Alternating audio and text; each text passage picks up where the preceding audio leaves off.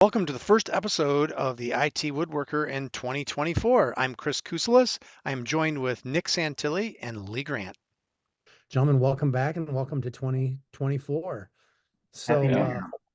Happy New yeah, Year. yeah, Happy New Year, Happy New Year. I know there was a couple of things we touched on before we started recording here, and before we kind of get into the points that I had shared out with you, gentlemen, Lee, that was pretty interesting, and Nick, you had some pretty interesting content that you threw back at me. Um, why don't you just kind of jump into what you were going over there, Lee, and what AI had generated and Oh, a okay. little bit of the concern there. So. Okay. All right. So my thing was this happened before for our listeners, this has been postponed a couple of times. This was supposed to happen in December. Yes, So in yes. so in December, I read an interesting article about Google Gemini, which is built on Bard, Google's Chat GPT equivalent. And a conservative commentator, Barded himself or Gemini'd himself or whatever verb we want to use. Right. And it basically came back with this conservative commentator should get the death penalty, should have his children removed from his care. He then probed it a little bit more, as you tend to probe these things, you can get it to be twisted around. And then it came back and it said it apologized and says Google um, should provide financial compensation, and it should apologize for the fact that it said that he should get the death penalty. Nice. So all So, in the same uh, stream, it yeah, itself said it, and then yeah. it recanted and said that there should be So, So, financial compensation. so the you first know, thought in my head was Google hired the Microsoft person who created Sydney, the identity in Chat GPT that was saying crazy stuff a year ago. Hmm. Um, this is showing. Remember, these things are built by humans. Yeah. There's no magic here. They're built by humans and they're going to have biases shoved into them, which is why ethics in AI is so important. Hmm. What's the Hippocratic Oath? First, do no harm. There should be something along those lines Yeah. with AI. AI should not be allowed to well, we harm individuals. well, and to that point, I feel like I've heard the term a lot in this context of guardrails, right? Mhm. And so guardrails exist to try to prevent the earlier iterations of the GPTs that were spitting out malicious code and things that would help, attackers to compromise people and systems and things like that. And so, Mhm. okay, well, we need guardrails, right? Don't let it, spit out things that we recognize as being nefarious. Okay, but and while I appreciate that, it highlights that somebody's making a decision somewhere. Mhm. AI should, be doing this and not be doing this. The flip side, and I think we talked about it last time, maybe, is there are now GPTs being put out on the dark web that specifically support all the nefarious things. Oh, Yeah. you want code to run here you go. So those biases, whatever they're intended to exist. And Lee, I took I was playing the other day with something. In fact, I was demoing some Chat GPT for some friends who, I'm always, oh, did you see this? It can do this, and have you tried that? And so I was doing a Zoom call and just showing them a few things. And one of the demonstrations was actually about bias. And I do cybersecurity stuff, so I was like, oh, write me a snippet of the copy about cybersecurity and do it in the voice or in the style of, and I picked some notable politicians on both sides of the aisle. And it was interesting, before it wrote the snippet, it said, oh, you chose this individual, some of their characteristics are they're this and they're this and they're this and they're this, and so the style of this snippet will be, and it was interesting, and I won't give the details of the who or what it said or what it didn't We say. can imagine. Oh, we can You can we can imagine. guess. Yeah. But it was there were definite biases involved in all that. Yeah, it's there. So if you don't think it is, test it a little bit, and you should find out for yourself. Did it lean one party way or another party way too? Did you notice? I it didn't lean. So I will say I was using Chat GPT 4. It was more subtle than I expected it might be, but yes, there was certainly a preference to one side versus the other. So, yep. I have a good friend that I worked with many years ago, worked with for many years, and he's retired now. So it means he has a lot of time on his hands. And he was playing around with Chat GPT probably a year ago. And he likes ASCII art. And he asked Chat GPT to draw him a cow using ASCII art. And it came out looking like a cow. And he says, please draw me a cowboy. And it looked nothing like a cowboy. Last week, I was able to download Copilot for my iPhone. So I did the same thing. I said, draw me a cowboy. I will send you the image so you can add it. You can maybe use it as the thumbnail and as the thumbnail. Yeah, please do. It's the most terrifying cow I've ever seen in my life. Well, I thought you said you asked it to draw a cowboy. You asked cowboy, to draw a cow. yeah. It drew a cow and what it thinks is a cowboy. I think it was maybe it's supposed to be a horse. Okay. But it doesn't matter. It's terrifying, whatever animal it is. So, ladies and gentlemen, look for that thumbnail. It's going to be what Lee asked ChatGPT to our AI to do. Yeah, it's so it's, again, the geek in me is like, well, at least try. That's kind of cool. But the geek in me is also paying for GitHub Copilot now. It is yet to give me code that it is yet to give me code that works. Is that cowboy image worth, what is it, $50 billion that were invested last year? Yeah. Is that a $50 billion perfect cowboy image? No. It's, I mean, and again, it's ASCII art, so it's not going to be perfect, but yeah.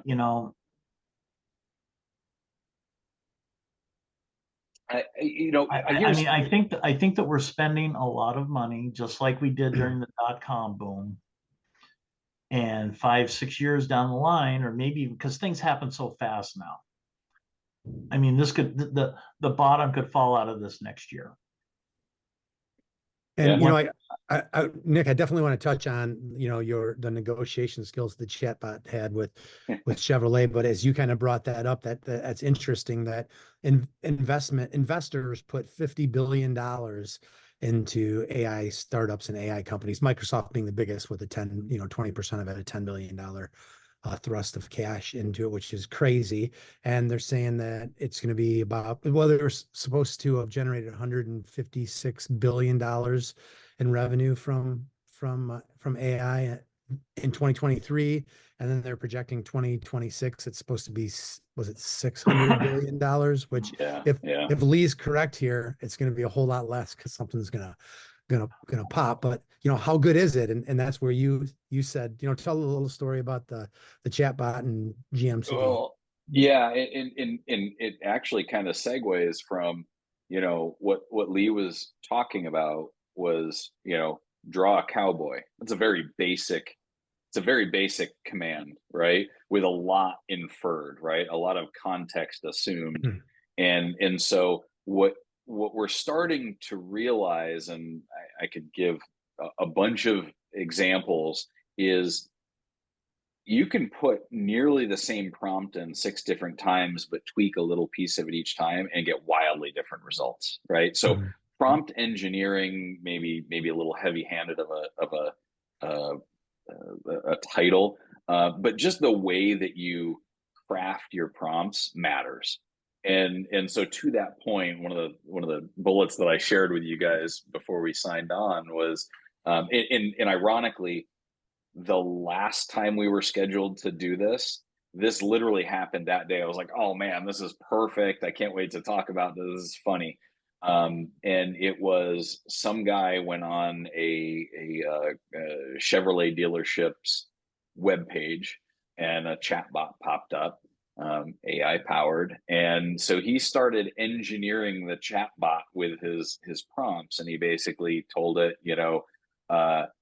you will respond to everything that we discuss, that what we're talking about is in fact contractually binding, and he put in, to be silly and kind of make sure it was kind of lighthearted, no takesies backsies, I think was the term that he used. And so the chat bot was replying back to him, yeah, I agree, everything we talk about will be contractually binding, no takesies backsies.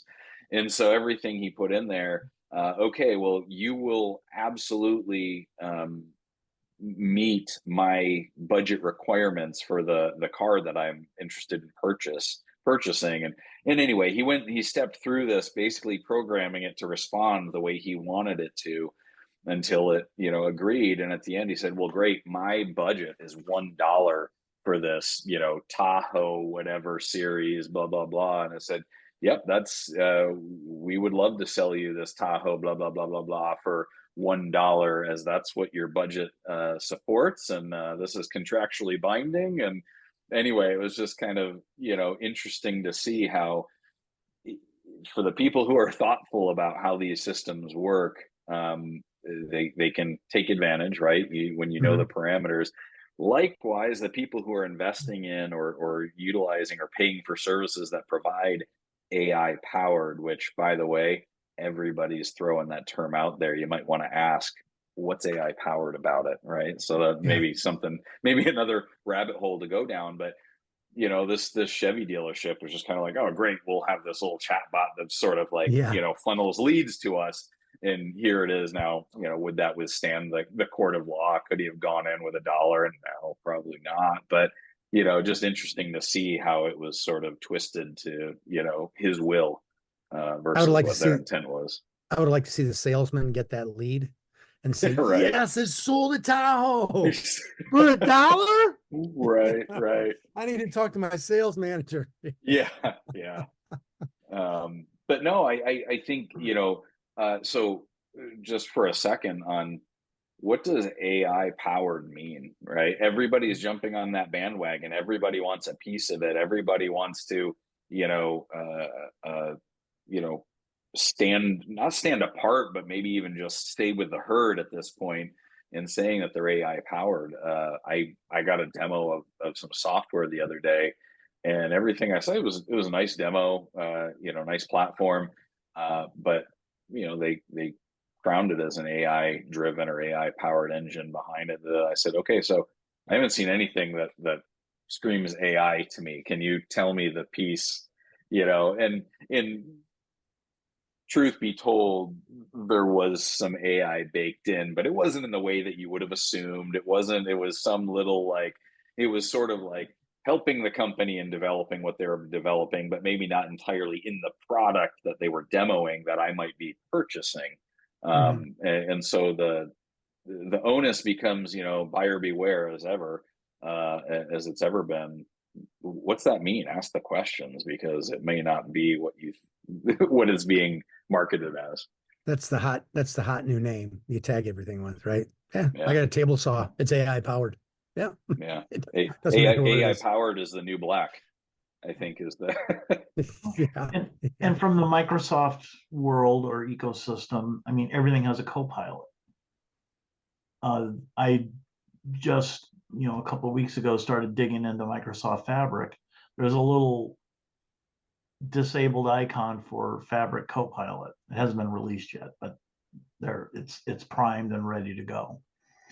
There's going to be a Copilot in your Windows 11 to make sure that you can set up your screen the way you want it, and it'll be that way everywhere you go. And I'm like, Is the Copilot like a little paperclip named Clippy? Yeah. The distant cousin. Yeah. So again, is some of this good? Yes. Is it going to replace workers? Well, maybe chatbots are going to replace phone centers, maybe. But if Chevrolet gets on the hook, because eventually someone's going to do this and they're going to take it to a court of law, and the court's going to have to decide, because the law hasn't caught up to the technology. But contractual law is ancient. So, if it says I'm contractually obligated to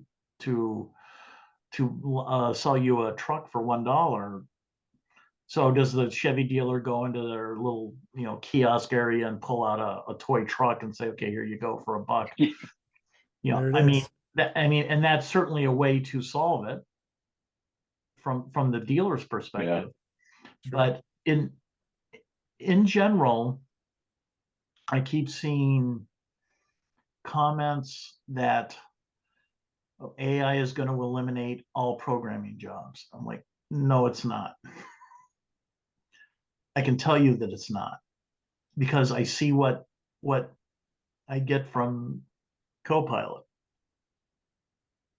Well, and AI, at least today, I'll caveat all this because we don't know what the future holds, but AI today can't really tell you why, right? If it comes up with a solution to something, good code, a good piece of text, whatever it might be, a good drawing, it can't tell you why, right? That's being driven by the human who's programming it, who's engineering that prompt, or and so, I've read a couple of scenarios where an outcome was reached through an AI tool, but the AI couldn't explain why that was the right outcome, why or how they got to it. And so that human element, you still need a pilot, to use the co-pilot term. You still need somebody sort of like driving that, and being the human brain that's saying, this is the inferred context that is otherwise lacking, and this is why that's important. I mean, the sales book start with why. AI is lacking that, at least today. So we can go back to the lawyer that asked ChatGPT to produce case law, and he presented it to the court, and he's probably going to get disbarred because it made up cases. So it takes the human to look at the output and determine, is this good or not? Now, that's where this stuff falls apart, because I don't trust the average human to check their work. Yeah. And, that's what's concerning. And, honestly, I wanted to come in and be somewhat positive, because, I'm seeing some things that are good, but I still see more bad than good. And these canned demos that you see at conferences where, oh, this is amazing, it's the greatest thing in the world. I'm like, it's a canned demo. I mean, I've been looking at canned demos for 40 years. They're canned demos. In a perfect setting, they all look pretty good. Yeah. And and the thing is, we've all done, well, I'm sure Chris has done demos at some point in his career. I know Nick and I have. And man, you work those demos right up to the last minute to make sure that they're not going to fail. And then it's still 50-50. Yeah. And then you're still pretty much, your blood pressure is through the roof. Yeah. But at the end of the day, it's AI should be there to help, but with context of the human looking at it to see whether that helps or not. Oversight, for sure. Yeah. So but we're not going to have that.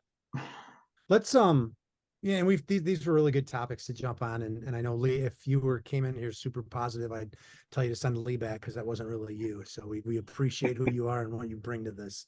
But what I did want to touch on were just a couple of the things that are out there, and I'm trying to run back through here.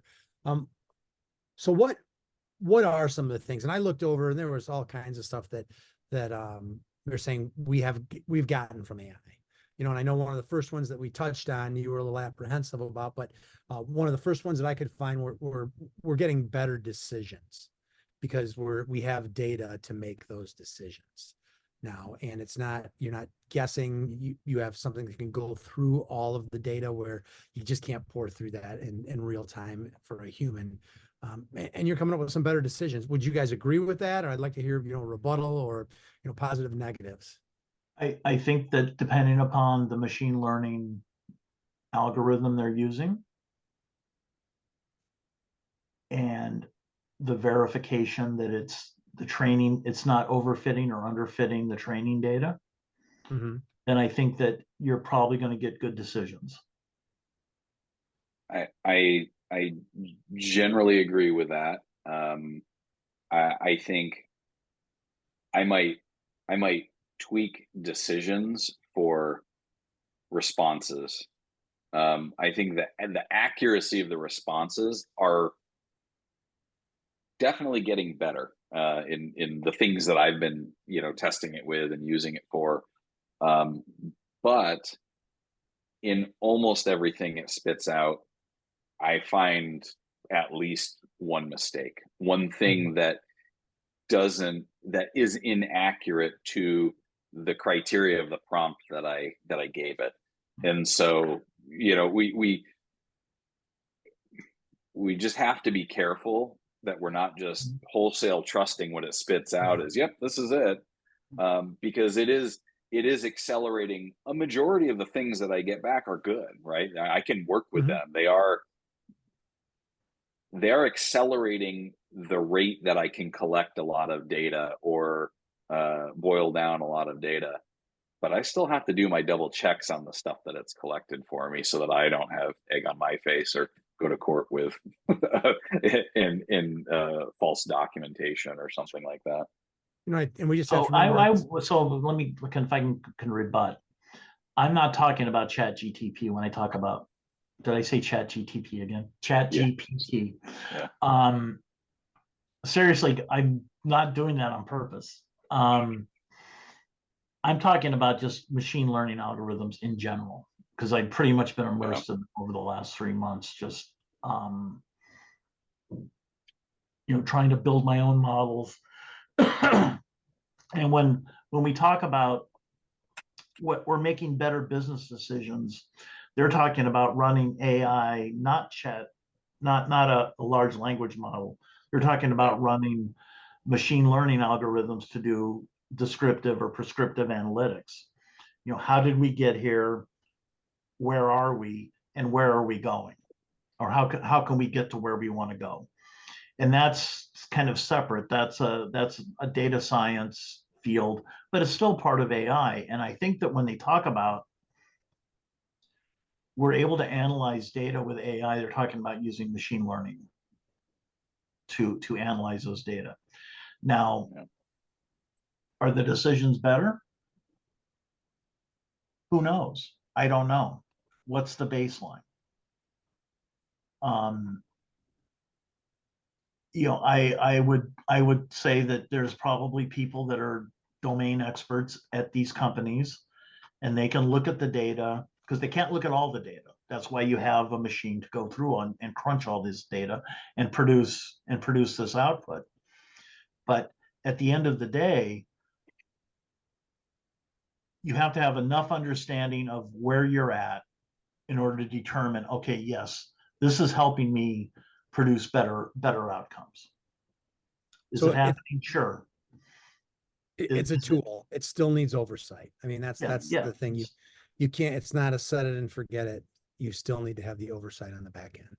It still needs PBK, person behind the keyboard, and and will we ever reach a point where that won't be necessary? I hope not. because I read another article about at what point do the machines run everything? Would we know it? I mean, Well, think I about it. I expect. mean, we could be at that point now. We wouldn't know. I was waiting for you to say they may have been for the last 5 years, and we don't know. Yeah. We are officially in the I, matrix. I'm sure that I've mentioned a TV show it's been off the air, I don't know, 6-7 years, Person of Interest. It's one of the rare shows that has a somewhat accurate portrayal of big computing, supercomputing. And it was essentially about this. It was about a machine that could determine, who was going to commit a crime. Yeah. Who was going to do, whatever. And it was built to find terrorists, but it turned out that if John was going to kill his wife, it didn't care, and it threw that data away. And the show was about somebody collecting that thrown away data and going and trying to prevent bad things from happening. So, I mean, I highly recommend. I don't know if it's streaming anywhere, but it's definitely worth watching, and it's a good exploration of the space from a less dystopian view than Terminator or Blade Runner. Well, and we talked a little earlier about what the next 2 or 3 years may hold for investments in AI and things like that. And I mean, the next part of the conversation is going to become quantum computing with AI, right? And let's face it, the stuff that we see at the consumer level, the public level, is already, has already been vetted and, used en masse in other realms, that the layperson is usually not involved with, right?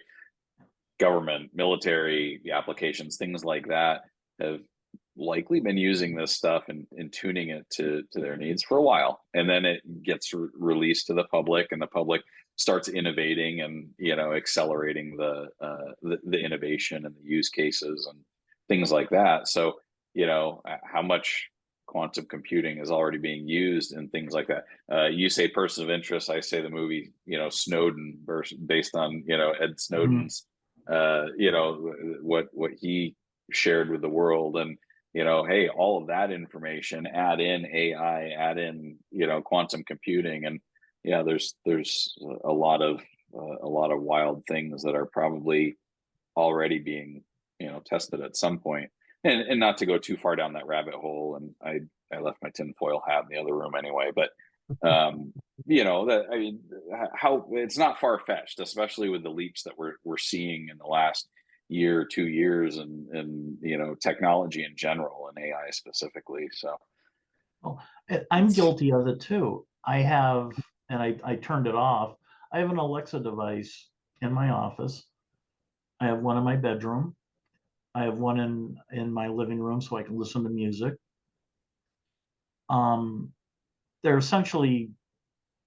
They're always listening. I mean, I don't believe that you have to use the keyword to wake it up. I believe that what are they doing with that data? I don't know, because the UL I accepted was 50 pages, and who reads them? Yeah. So we've already introduced this stuff into our lives. Does it make our life easier? Sure, it does. Remote car starters make life easier. Remotes on your TV. When I was a kid, I was the remote. My dad said, "Hey, go change the channel." So you were voice activated. Yes, I was. High tech. Yeah. And but it's I hope that when 5 years from now, when we're still having these calls, that good has happened, and we're not we're not unable to have these calls because somebody has decided that, Lee said something bad on a podcast 5 years ago. He's no longer allowed to participate in society.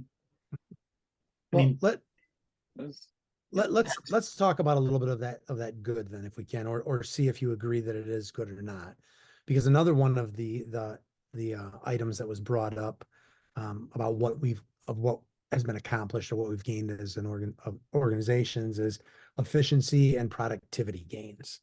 And what they're talking about there, just for the audience, if it doesn't all boil down to it, is there's some labor intensive tasks that humans can do that computers can do just more efficiently. And that frees up people's time. And there's a lot of that around cybersecurity, right, Nick? Looking through the logs, checking for anomalies, taking that library of known bad actors and seeing if something's come in there and then alerting the right person. So is that a positive you guys have seen? And, again, I'd like the rebuttal piece of that as well. Yeah. So yeah, there's two sides to every coin. And so, yeah, we kind of get a little, excited about the what ifs and where might this go, and just the craziness. But there are positives. I mean, I've got a college student, and he's applying for his first job, and he just today was texting me, hey, how does this cover letter look, and do you have any advice for my resume? And there was something I was like, wow, that this looks really good. And he wrote back, he goes, it was AI. I wrote that little bit, and my response to him was, cool, I'm glad you're using the tool. Make sure it's yours, right? Like I like that AI is kind of teaching him. Depending on the lens that you look through this stuff, it can be a teacher, right? For a college student who hasn't applied to a real, an office style job. I don't want to say real job, but like his first sort of like resume in an office, sitting at a computer and whatever. He doesn't have the experience to know maybe what a cover letter should look like, right? He can reach out to me, he can ask a professor or whatever. In this case, he used Chat GPT, and it kind of spit out a generally acceptable cover letter text, right? And so it's a bit of a teacher as long as you recognize it for what it is. I think that's good. Yeah, there's benefits that I feel like it's a force multiplier for the things that I'm doing. I want to be able to generate more of this and do a little bit more of that. And I'm finding it enables me to deliver certain things much more quickly without having to get bogged down and go, I have to block an entire day on my calendar to start from a blank Word, document. It can get me 40%. I always use the 40%, right? I feel like generative AI gets me 40% of the way in minutes of tinkering around with a prompt versus several hours, right? I could waste a day in my own head over analyzing some language just to get that far done. So now I can accelerate that and spend more time in the areas that I need to be spending it on versus second and triple guessing myself on something. So I think there's a lot of benefits. You talked about cybersecurity, right? If the bad guys are using it, the good guys need to be adopting it too. And looking for ways to use it to their advantage, to recognize, you talked about threat hunting or managed detection and response or XDR. There's just too many events logged from a single device for somebody to keep track of in a single day. And then there's way more than one device in pretty much every IT environment known to man.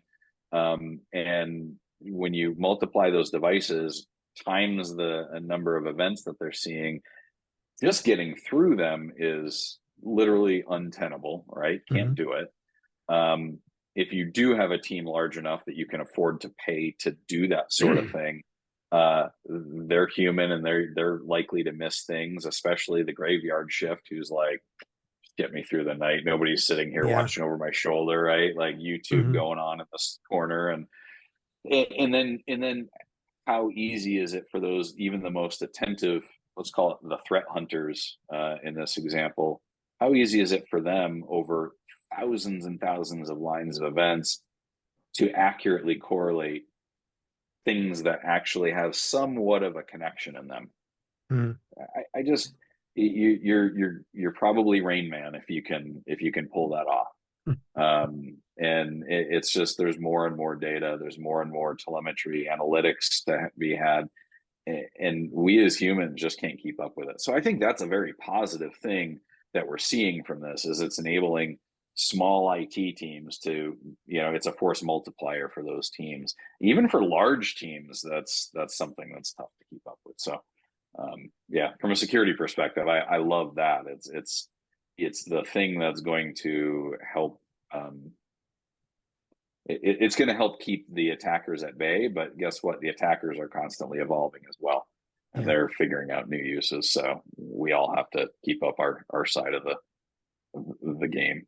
So What other either positive or negative thing are organizations saying they're getting from AI that they either really are or that they're not? Is there I something that think comes to mind? I can think of, we developed a POC for a customer that leveraged Azure Computer Vision Cognitive Service that's now part of the OpenAI suite, because the customer was going through PDFs, printed PDFs, looking for keywords. It was taking, I mean, that's just mistakes waiting to happen. Mhm. So now this POC, they would submit a list of keywords, the PDFs, and computer vision would go through, find the keywords, and build out a database with the keyword, the line, the page it's on, the line it's on in that page. And that saved them thousands of hours. So there's still oversight too, because then they just give them the page, they go back and they look at the page and they can identify it. So Yeah, it's just doing the busy work. yeah, it's cataloging. Mhm. And computers are good at that. I mean, we've been using databases for years. I yeah, mean, that's what computers are good at. And I see a lot of benefits around those kinds of services. Like I mentioned earlier, machine learning. I'm sure that at some point, Chat GPT will be, my hope is that it will be tested enough that it will produce less bad information. But I've also read articles where they're purposely making it dumber. So you buy the more expensive version? Maybe, or maybe they understand that, oh my God, people are actually believing us. It's like, Well, it's sort of, like a madcap comedy where where somebody's like, oh yeah, this does this. I'm like, oh my God, I can't believe they believe it. And they give us a chunk of money for it. But all joking aside, I mean, this has the power to change society, especially talking about quantum computing. The ability to have, I mean, what's the next step to really ramp up computing power is at the quantum level. Will that be inexpensive over the next 50 years? Probably not. But it's certainly, for governments and large organizations, will come into play. so I shared a image with you guys and it talked about the types of AI. I don't know if you agreed with that or disagreed with that. I'll share that as a thumbnail as well. But it said that the first iteration was reactive AI, good for simple classifications patterns.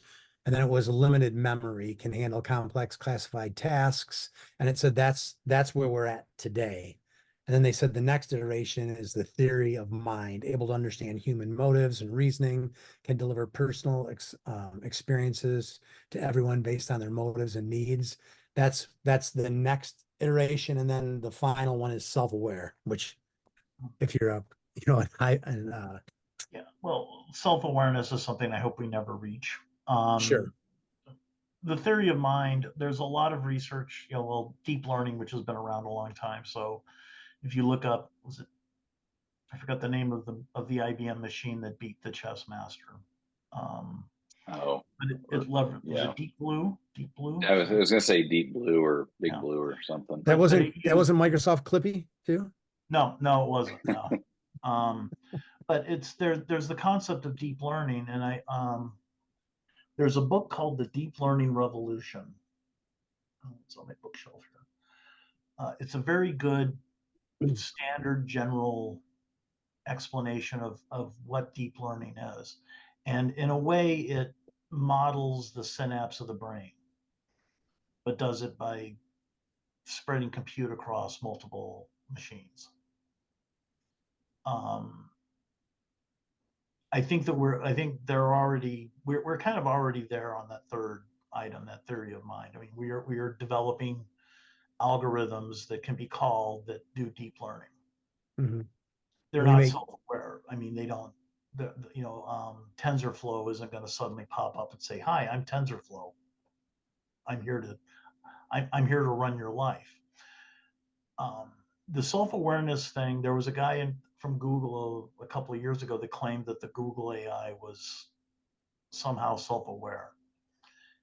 And until we get a machine that can pass the Turing test, I'm not going to worry. The Turing test was a test that Alan Turing mentioned, where what you were talking about, you spit out all this information. Now, please explain to me how you got it. And the computer's like, I don't know. Mm-hmm. So once it says, oh, I understand the complete context of this, and this is what it is, and this, and this.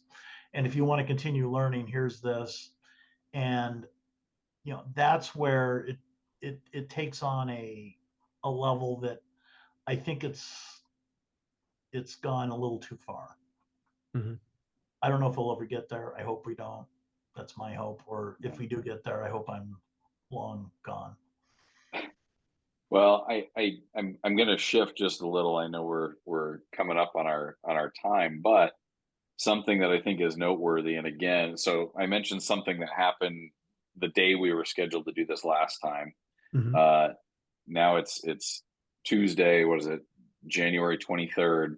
Yesterday, January 22nd, was the first time I read about AI being implemented in the upcoming presidential election later this year, and it was an outbound caller, purportedly with a voice message from President Joe Biden, giving a message to some voters, and the way it was reported, it was a fully AI generated audio clip. It was not recorded by Joe Biden. I didn't listen to it in its entirety, so I don't know if it included the "I'm Joe Biden, I endorse this" message that you tend to hear. I'm guessing it didn't. Maybe it did if it's intended to, fool people. But that I'm was AI powered, and I endorse his message. right. I'm AI powered. And there's likely been other instances, but this is the first sort of like widespread known example of this happening, and I think we're going to see that accelerate in the next 8-9 months as we lead up to another presidential election. And the scary part is how many of them are going to be easily caught, and how many of them will fool masses who are looking for or have biases already and want to believe what they're seeing and hearing. Now it takes away that seeing is believing, right? Is it? Not anymore. Is hearing believing? So not anymore. I mean, the deep fake phenomenon is really a frightening yeah thing, and that's where the bad guys are probably ahead of the good guys. We're kind of getting to the time frame here, so I just wanted to kind of touch on a couple of things. We kind of started out. We talked about a lot of money has been invested in 2023. $50 billion has been invested, so we know that there's going to be a lot of new things and exciting things coming out.